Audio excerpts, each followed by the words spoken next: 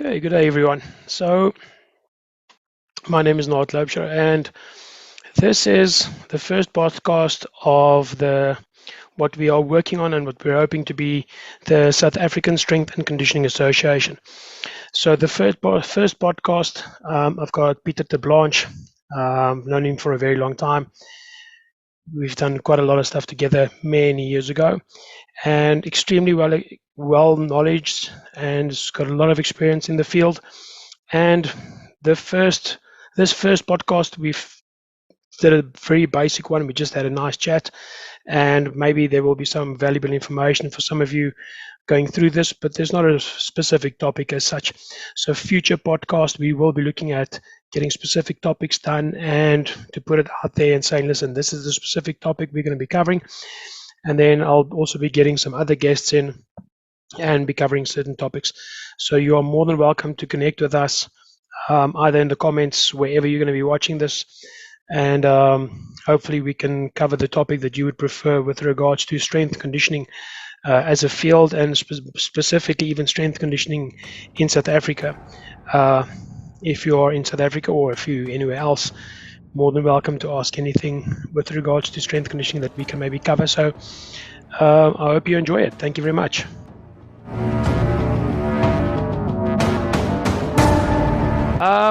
All right, so today this is welcome to the first podcast for what we are working on at the moment, which is the South African Strength and Conditioning Association. So if everything goes well, we'll be able to go full public with a lot more exciting news going forward with the association that we are doing. We also have only really athletic people bringing coffee for us when we are doing our podcasts. Okay, so and then with me I've got Pieter Terblanche today. So Pieter, welcome. Thank you very much for your time and the opportunity that you're giving us to have a chat with you and to be able to tap into your vast body of knowledge that you've got. So thank you very much. Thank you. No, thanks for the invite. I think this is due. I think we were chatting.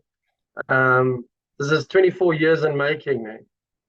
Yeah, I can't believe it's that long already. It's unbelievable to think it's that long already. Been a while, man. Yeah, for sure. Through rivers and some mountains and some valleys to be able to get to this point, saying that we started, but it's exciting. I think it's a good start. I think it's in the right time and frame. So thanks for the initiative, Naat. I think it's a great idea. Okay, thank you very much.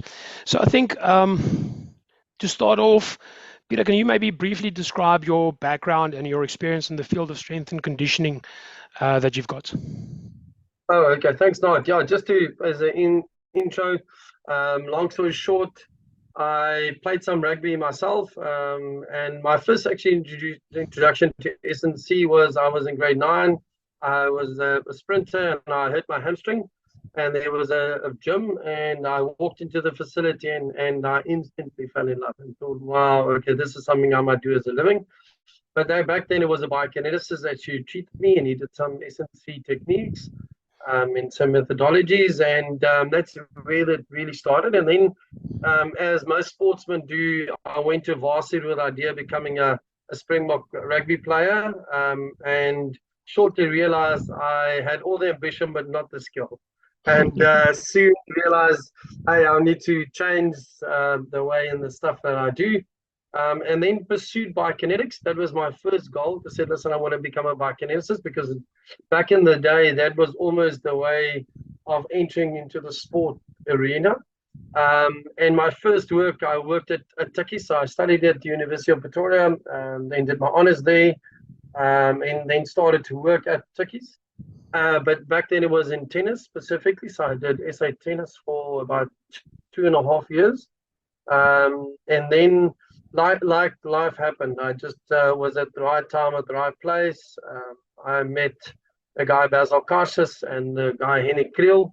And in 2000, so I studied in 1999, finished, and in 2001, I joined the Blue Bulls Rugby Company. Back then, Naati will remember there were only 4 S&C coaches actually in South Africa. People didn't know what it was.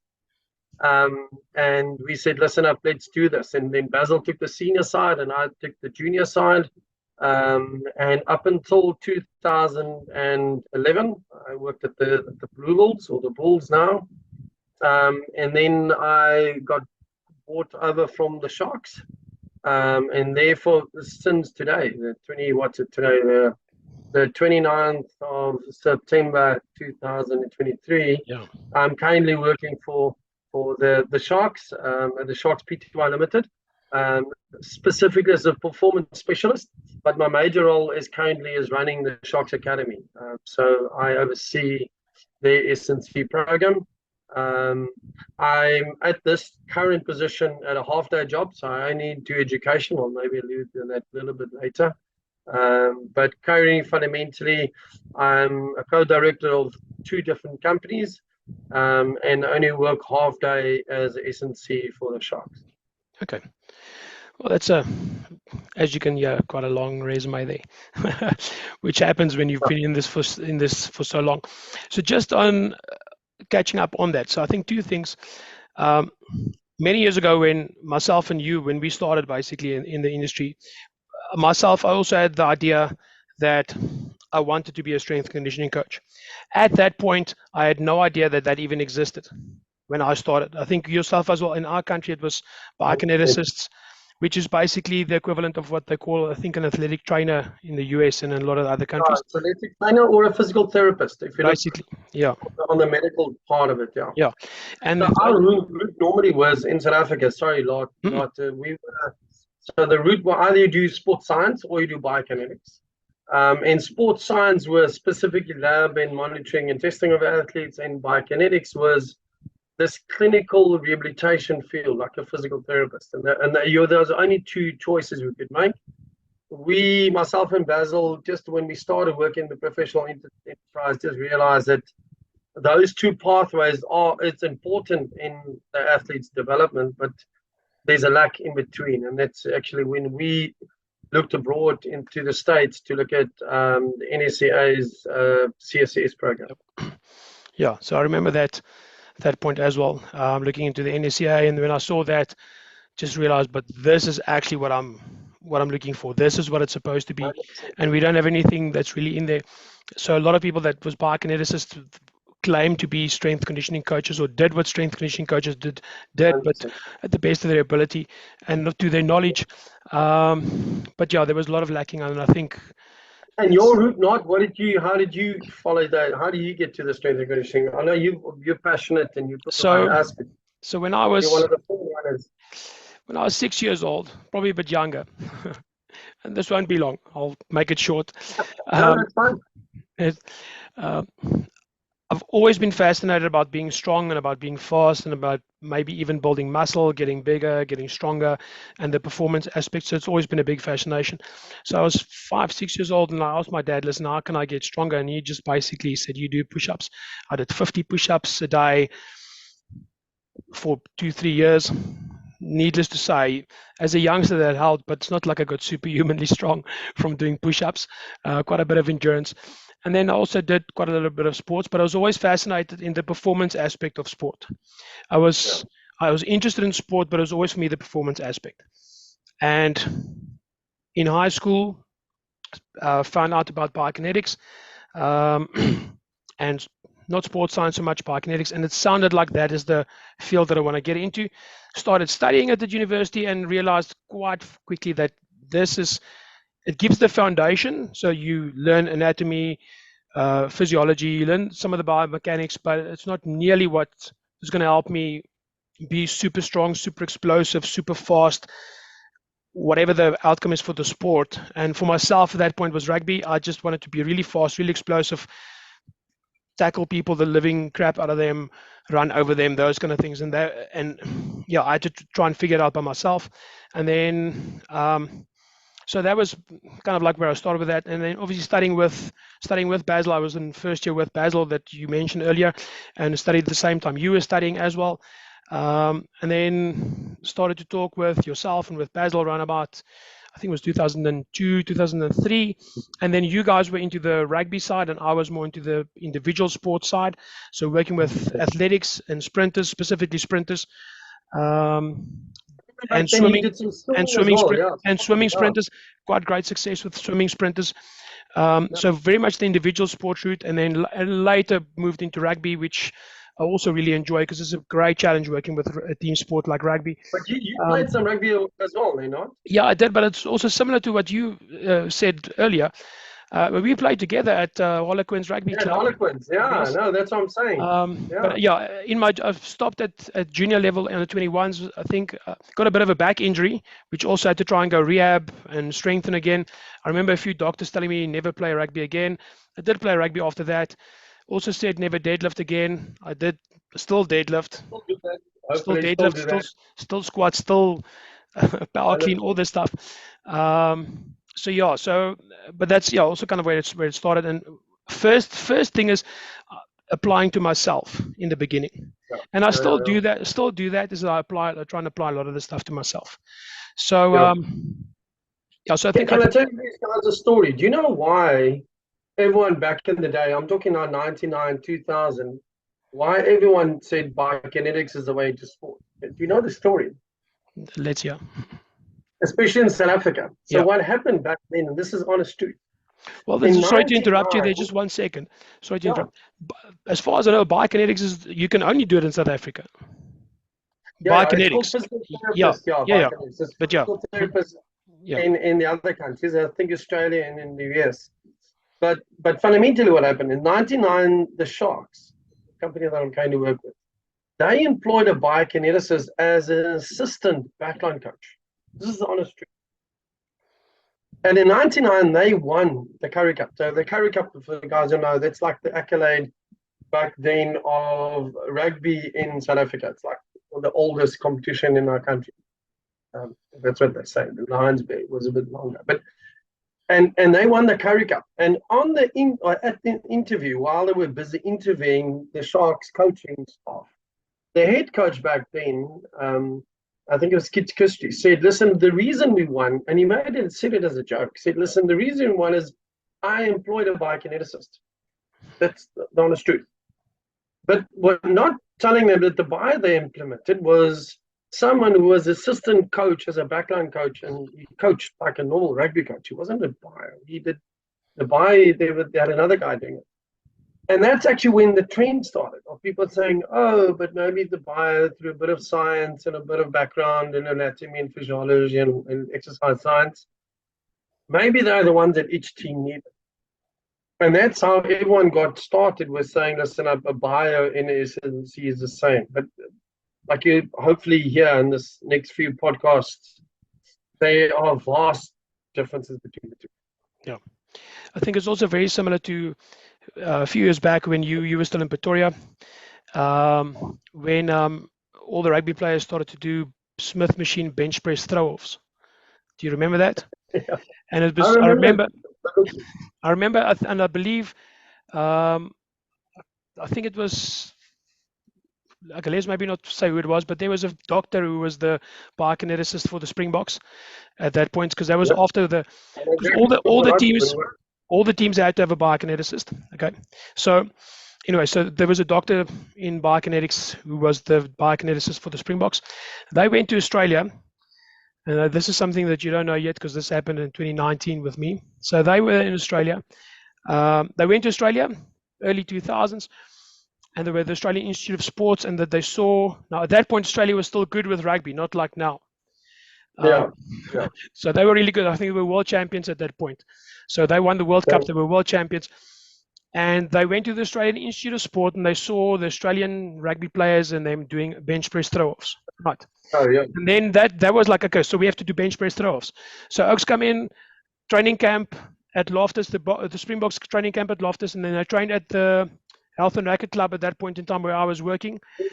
Yes, there was a Smith machine. There was a Smith, and all of them Smith machine throw-offs, and that's what they thought was the key. And yeah, on a squatting on Swiss balls and stuff, which everyone thought at some point was the key, and then realized, the clever guys realized fast that's not necessarily the key. But anyway, interesting enough, I might be under correction, but Dr. Dan Baker had a big influence on velocity-based training, and the initial start in velocity-based training, before tender units and before accelerometers and before video cameras that we've got now, they in Australia they did it first, and they built a Smith machine that's kind of, if I remember correctly, the Smith machine had a linear transducer in there.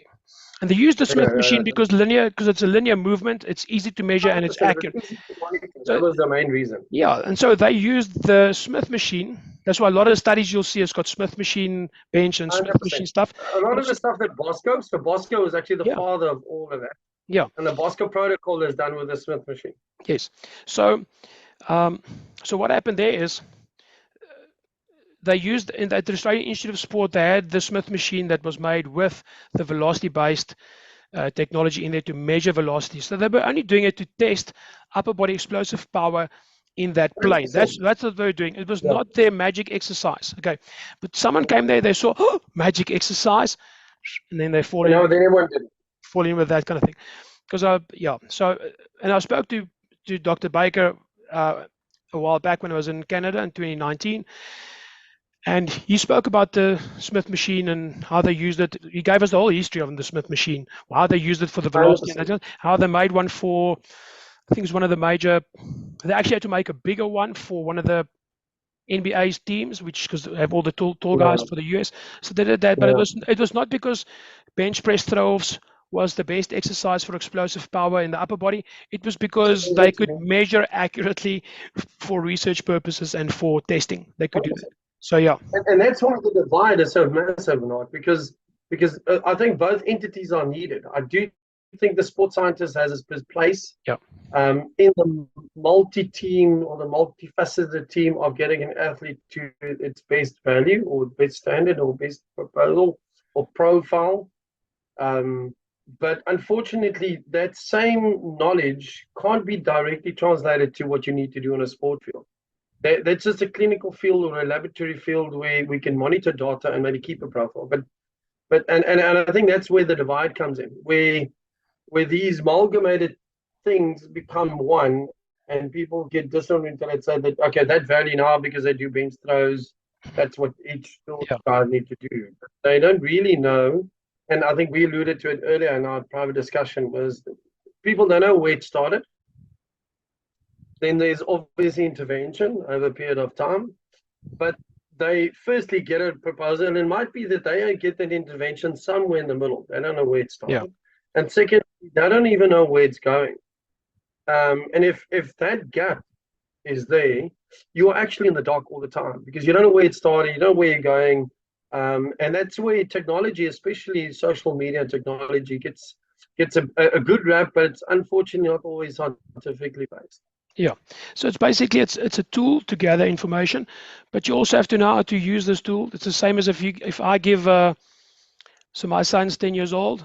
He's quite proficient with his hands and tools, but certain tools I'm not going to give to him. He's probably not going to know how to use it, and because he's 10 and he's a boy, he's going to cause some damage. So it's a tool, and like any tool, you need to know how to use the tool, and if you can use the tool properly, it'll be very, very valuable.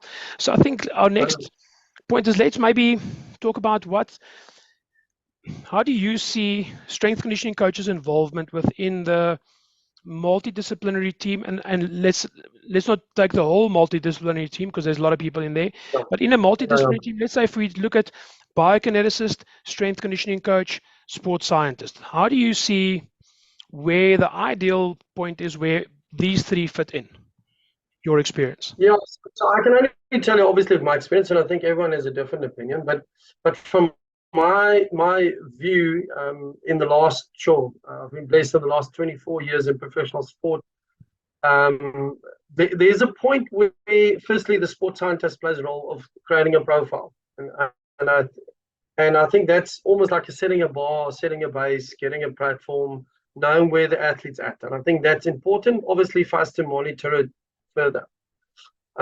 Secondly, I think there's almost like a hierarchy of injury profile, but we'll maybe get that later, where if a player is injured, he sees the doctor in conjunction normally with a physiotherapist.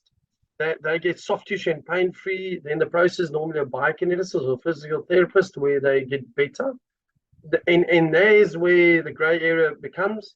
And then normally they are the ones that help the athlete to return to train, if you use that analogy. Yeah.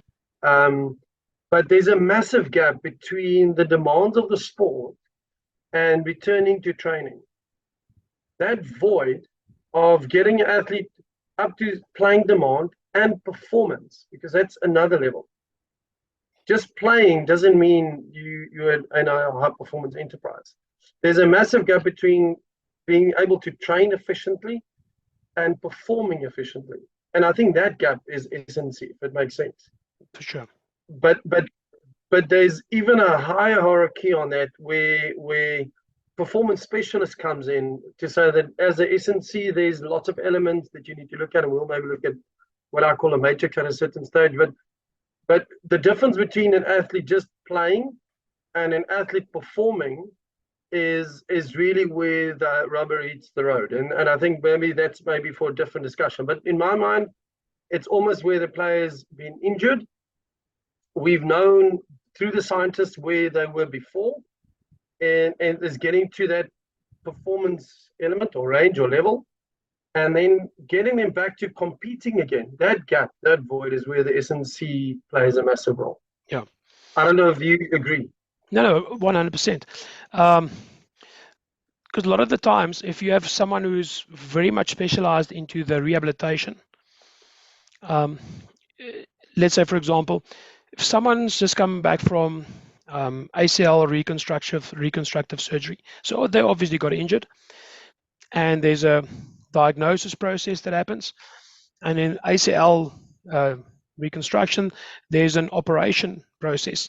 So you have your sports medical doctor that maybe makes the diagnosis, or the physiotherapist that makes the diagnosis. And then they get referred to the specialist, and the specialist, they do their scans and they do the whole process, and then there's an operation, and then there's post-operation.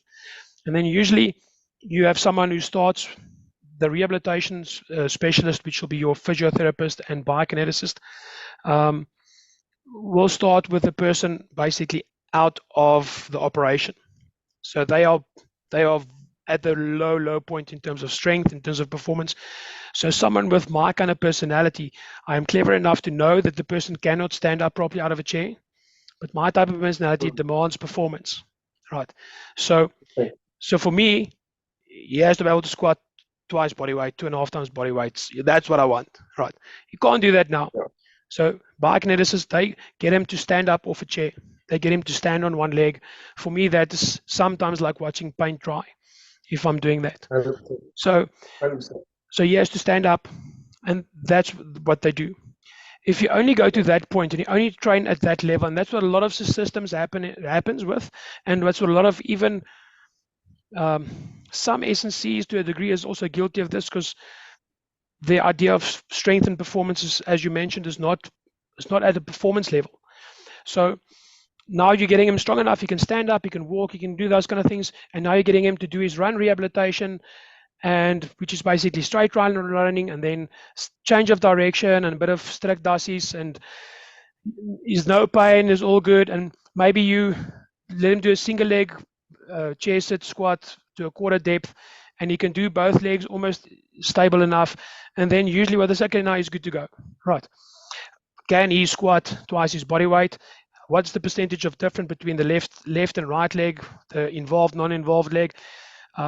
Worst case scenario, not always ideal. Some people do a Biodex test or a Cybex test, which is, it's okay, it's great stuff, get good information, but can he do a squat properly? Does he have good enough mobility to do a heavy squat under load? Can he do a jump properly? Can he land on one leg, change direction on one leg? That's the thing. So at least those kind of things, which is much harder than just running or just changing direction at a very low pace. Plus, you have to have a certain, there's an ideal environment. You have to have a certain level of sport participation and training in the sport itself. So in other words, you have to have a certain amount of hours of rugby training, where you start off with no contact, then with contact, then controlled contact with bags and shields, and then with person, and then full contact session. Now what happens is a lot of the guys, once he's gone through the rehabilitation process, a lot of guys like, okay, I'm ready to go. Right. And if you're in a professional environment, or if you really want to be good, it's not really ready to go. That's why there's so much reoccurrence of injuries. I think we mentioned that also earlier.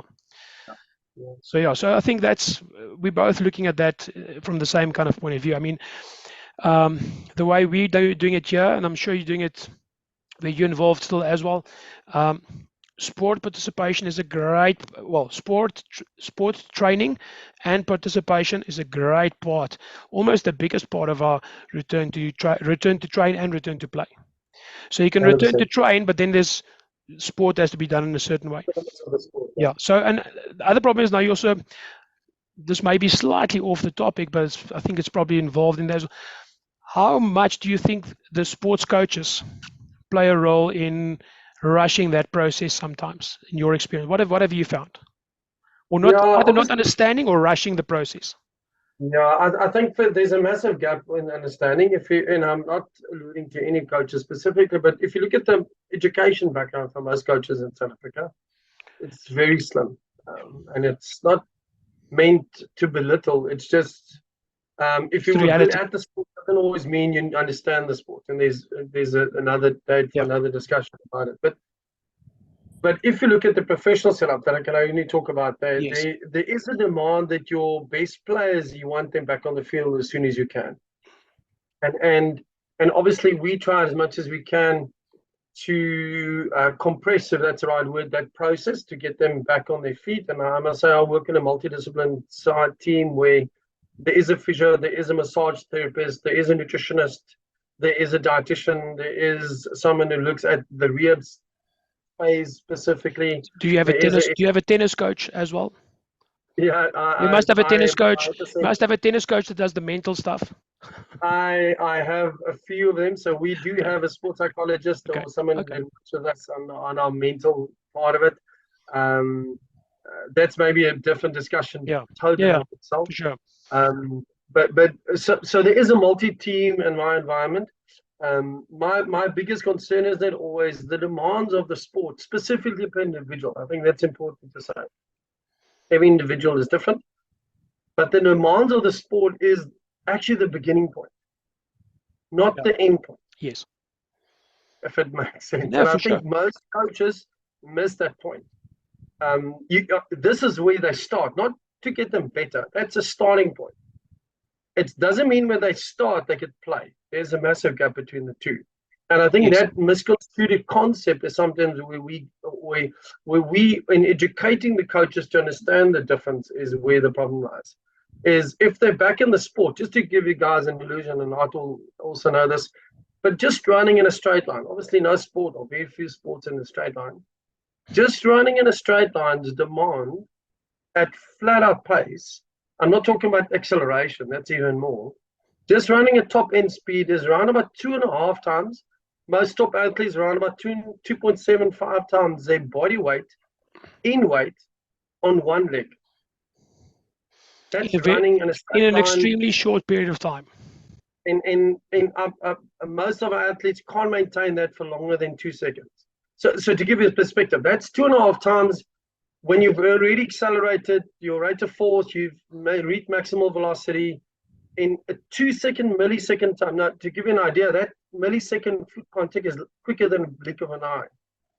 They need to produce more than 2.75 times their body weight on one leg. So that concept, now take that to say that now they're injured and they only start to play again at intensity. Does not mean they're ready to perform. It's a total different ballgame. And if coaches understand that philosophy or the concept or the process of getting an athlete back, I think that makes our lives easier. But that is the difference between the scientist and the performance specialist. Yeah. So I think very, very true, 100%.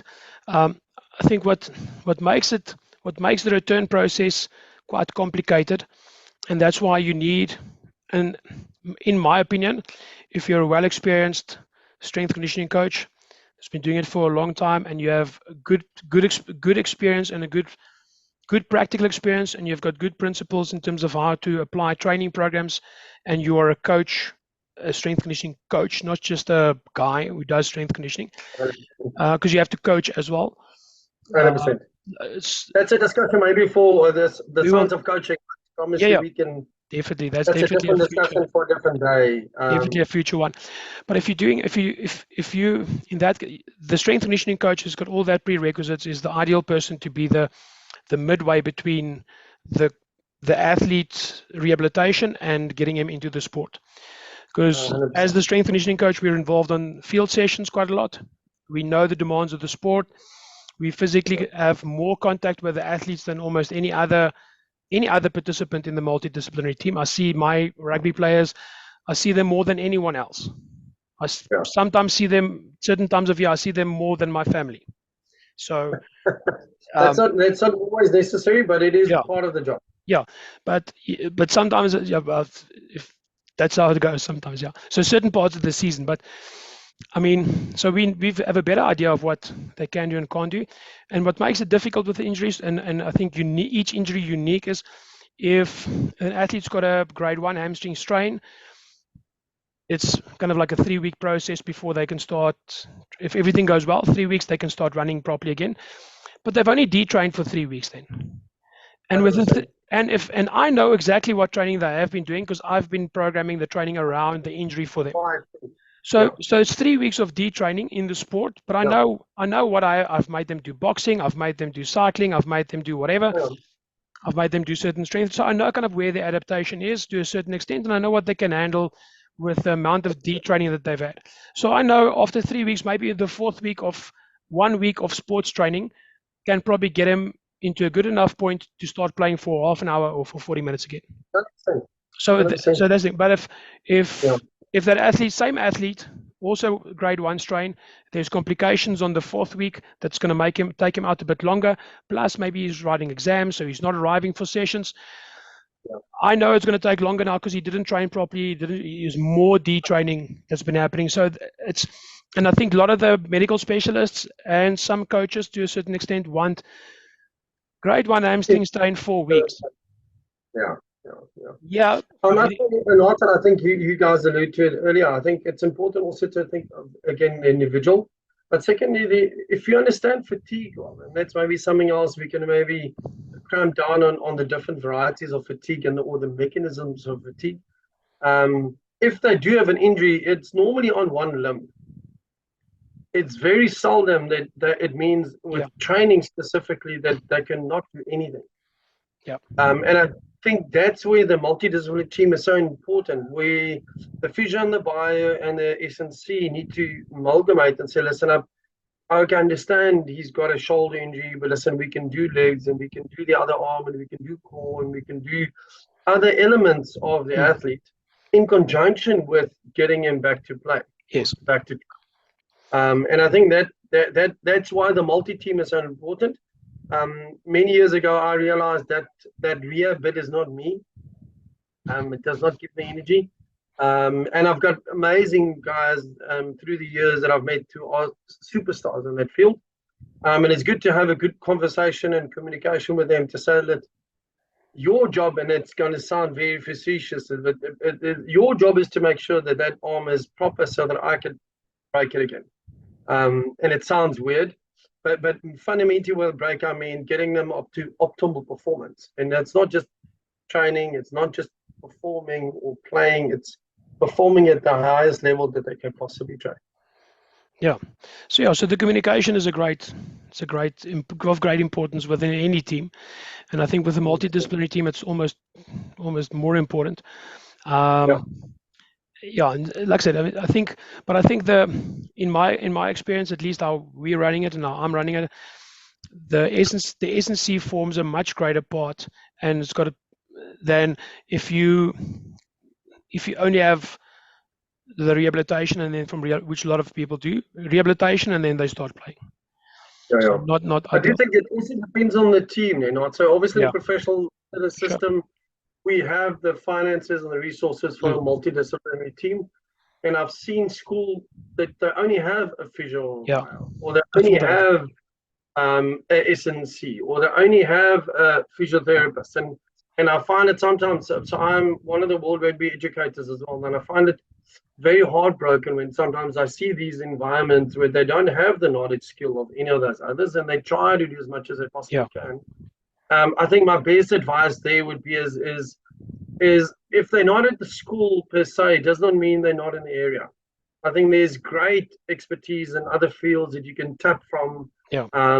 Maybe in the future, this could be a great way for us to help you to connect with someone in the area, of someone that we think is affiliated and is equipped enough and experienced enough to, if they don't know, to be able to network enough to give you in the right hands, so sure. that you can firstly gain some knowledge, but secondly, I think then knows your know, that you know what you can do, how much you can do, and if you want to step over boundaries, maybe there are some people who can guide you in a better decision to make, or even just in that case, what is the best decision to make. Yeah, for sure. No, definitely. I think it's difficult with teams and institutions that doesn't have the funds and the finances to have a full disciplinary team. But I think there's some good enough knowledge out there. There is also some teams out there, and I can actually speak to one of our one of the rugby clubs in Pretoria. They at the moment they've got good funds. A lot of the funds go to players though, because they want to get the best players. They still need to win. You understand the whole performance thing. But I know specifically that these coaches, the coaches there, the rugby coaches, have to upskill themselves. They upskill themselves. They've got knowledge on how to do conditioning better, because they know it's a crucial part, and to at least manage medically. I know lately they started to get a physio, one of the local physios close by to the club, to start assisting with that. The coaches educated themselves now to do strapping, and they're trying to educate at least and look at expertise around them. So that's kind of one of the things that's important to guys who don't have the budget out there.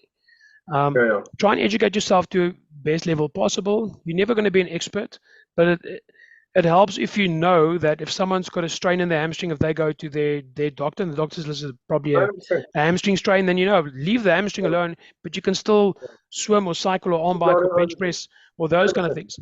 So it doesn't take that much. Just go with them. I find a lot of value of, firstly, don't go to any GP. I think there are great sport physicians you can go to that has a much greater knowledge about sport specifically. But I do think sometimes if you're S&C or you see yourself as a role as S&C, is maybe to go with that athlete to this physician and maybe just clear out the conditions of maybe how the injury happened, or where they're currently at, or what can I do on top of while we wait, or while we treat, or how we rehabilitate. And that could make your life a lot easier in the future. And obviously, that's how you build a network. That's how you build references, and that's how you build a network of people to work definitely. With. Yeah, definitely. Because I mean, it must have happened a few times. Players will go to a doctor outside of the system, and sometimes you're working in a system where there's no doctor, so they have to go outside, and they come back, and the doctor said, "I'm not allowed to train for the next 4 weeks." 100%. Doctor, be crazy guy. All right, can't say that. So listen, it's just your ankle. Like, dude, it's just your ankle. Story. Yeah. So we had a nice injured guy. His name was Fleiss. To give you a good, we nicknamed him Fleiss after this. So you got your youngster, came from some of these schools. Long story short, he started training. He was really into it, getting back up, but he was a bit slim. So obviously we had an idea of putting some extra lean muscle mass on him. But for some love of no one still knows.